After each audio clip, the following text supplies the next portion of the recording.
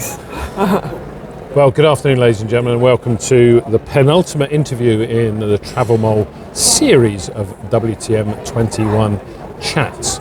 And absolutely left the best till last here because I have my friend Joy. She is from the Bahamas. She is, if you want to know anything about Bahamas tourism, this is the girl to ask. She knows everything.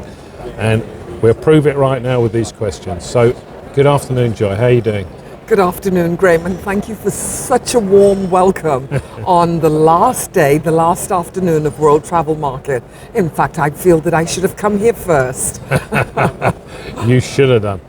Now, but you would have never left, of course, if you'd come here first. That's the we problem. know that. Yeah, we know that. You and I know that, right.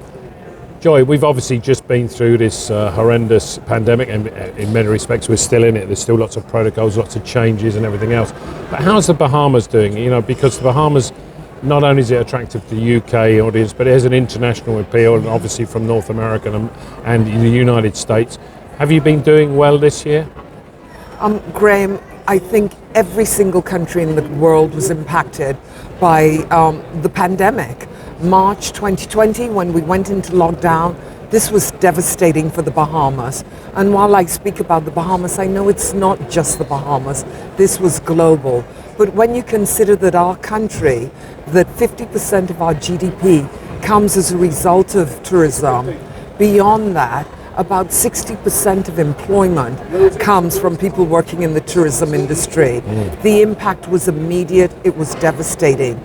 It obviously put a lot of pressure on those of us who work in the travel and tourism industry in the Bahamas, that we knew we had to get it right and that we had to open as soon as the health professionals said we were able to.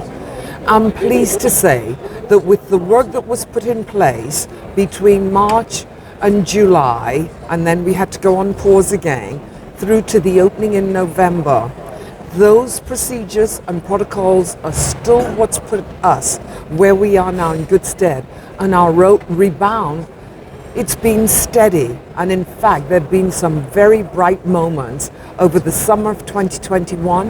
And as we look towards November, December of this year, we really see that we are on the road to recovery, and there is a light at the end of the tunnel for the Bahamas. Excellent.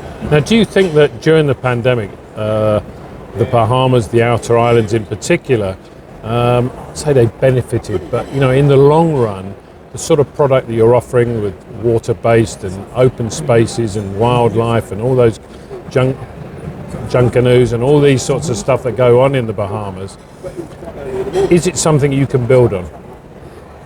One of the things that I think was unique about the Bahamas, and that has certainly assisted us in our recovery, is that the Bahamas is made up of 700 islands and several thousand keys. Now, the Ministry of Tourism actively promotes 16 of those islands, but there's something that I think we appreciated it keenly for the first time. Bahamians would never go on a beach where there are other people. It's like that, there are too many people on that beach. There are at least 10 people on that beach, so they're going to find their secluded spot.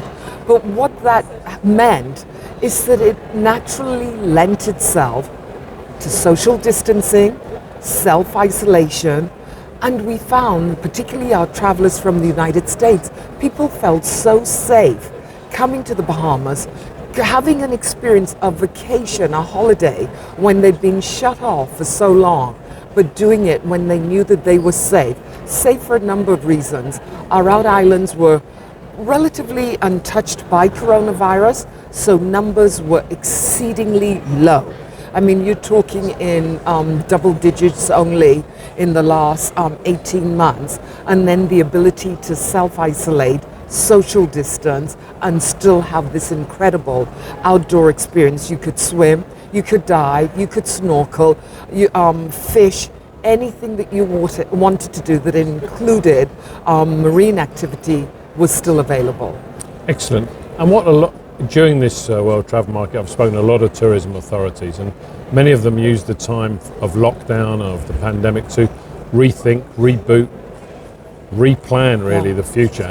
And the phrase often used is build back better. I mean, our Prime Minister uses it all the time. I'm not sure he knows what it means, but he's building back better. A bit political there, but who cares? What about the Bahamas, though? Have you used that time to think about, what market you want to go for? Is it lower volume, higher value? What is it that you want to go for? So while you hit the nail right on the head at the end, we did use our time of lockdown, of really looking at what the pandemic, what that meant, and what that meant for all of us in the tourism industry. We all understood innately that the return to travel and tourism would not be business as usual. Health and safety has remained at the forefront of everyone's mind. And even as we come out of it and we see the resumption of travel and tourism, people want to make sure, number one, that they are safe, that your health and safety protocols are in place. So what we did in Bahamas, 130 public and private sector entities came and worked together, and these entities all in travel and tourism. It was an incredible experience to have every stakeholder at the table saying we're all in this together. How are we going to do this? How can we get it right?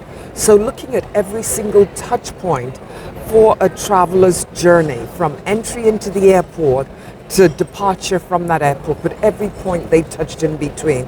And what did we need to put in place to ensure just that the health and safety protocols were in place? And while they were established for the coronavirus pandemic, we know that they're not going to fall away because, God forbid, but I think now it's incumbent upon us to be prepared. We've got to be ready and for whatever happens moving forward.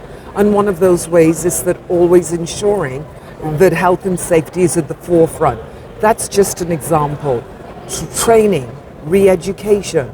So just about everyone who is engaged in travel and tourism in the Bahamas has had some form of training, retooling, re-educating, knowing that we were going to pivot one way or another. So even if you returned back to work may not necessarily look today how it looked 18 months ago, and people had to be equipped for this. So building back better is key. From a strategic point of view of the Bahamas, we saw a number of things, and that's why I said the point that you made is that the realization that it's not about numbers anymore, so quality rather than quantity.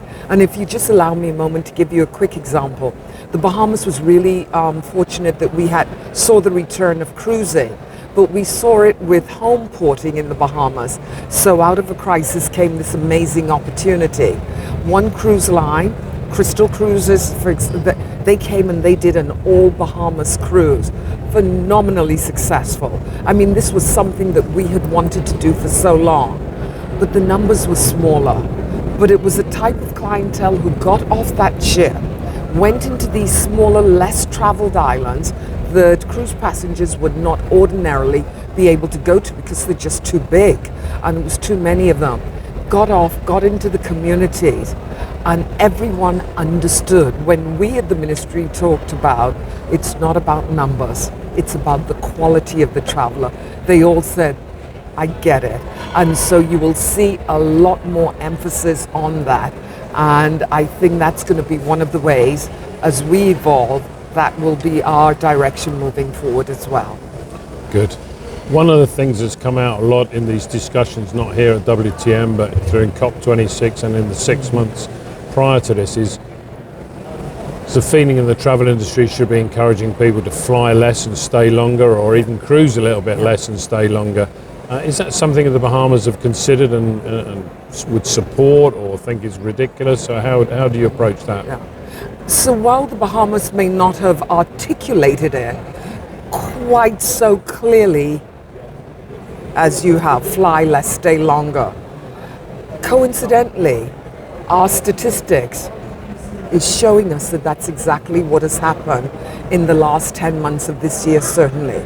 If we look for passengers certainly coming from Europe, the average length of stay prior to the pandemic for a visitor coming from Europe was 7 days. That's gone up to 10 days. We're enjoying that. We're enjoying the fact that they're coming in, that they are staying longer, because it means that they're moving away from, if they're staying in a resort type of hotel. If they stay longer, it gives them the impetus to leave and explore further. If they go on, it also encourages them to go and visit another island.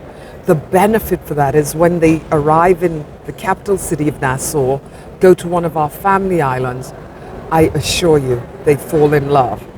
And the repeat visitor that we have seen, they come back to go to our family islands. But another thing that we've seen from our statistics, interestingly enough, for the first 8 months of this year, visitors to the Bahamas, 60% of them were repeat visitors. So they were comfortable with the destination, they knew it, and therefore they were also prepared to stay longer. So it's a mantra that, yes, I will confess, we never articulated in that way. Tourism is so important to us, and so we are conscious of the fact that the only way we can survive is having people fly in.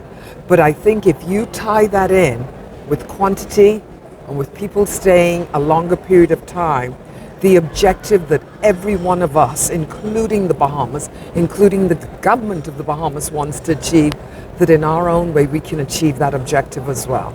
Good. Joy, thank you very much for your time. You're so welcome. Thank you.